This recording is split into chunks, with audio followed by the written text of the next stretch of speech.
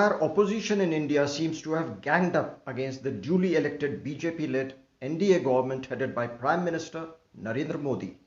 At every step, the opposition leaders are abdicating their role in parliament and they are challenging the government and the ruling party on the road, on the streets and on the highways.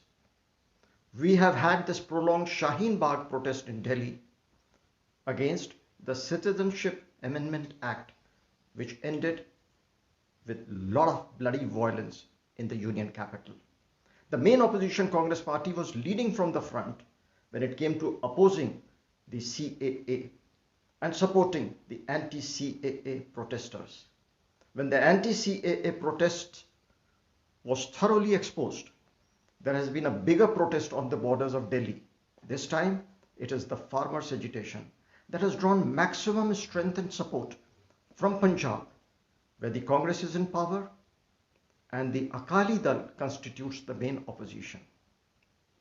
Everyone knows how the petty satraps of these political parties, acting as adhatiyas or middlemen, they were making their moolah from the subsidy meant to go to the farmers under the minimum support price system, which gets operationalized through the agri markets.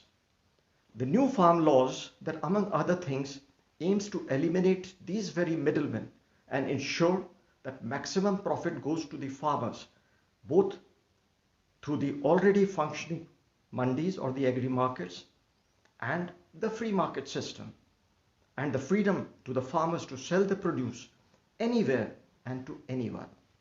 This is what is being opposed by all opposition parties. These parties have demonstrated time and again that they have no respect for the parliamentary system. The worst chapter of the farmers' agitation is the breach of Red Fort and the violence that was perpetuated on Republic Day, targeting the police. Yesterday I came across a post on my Facebook by my friend Mr. Ram Kumar, who started his career from State Bank of India in Ujjain in central India in the early 80s and is now settled in the United States.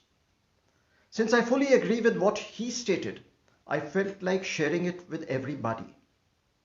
He wrote, "Trump maintains the election by a landslide, but it was stolen. Trump offers no proof."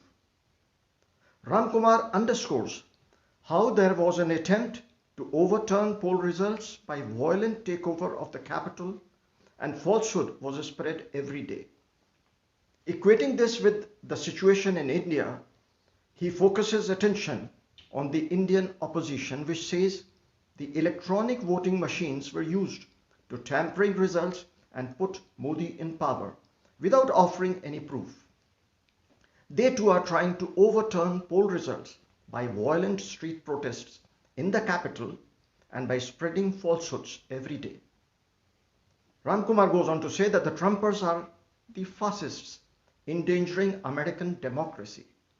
The Indian opposition are also the fascists endangering Indian democracy, he asserts, and says how come many Modi supporters are rooting for Trump and his fascist hordes?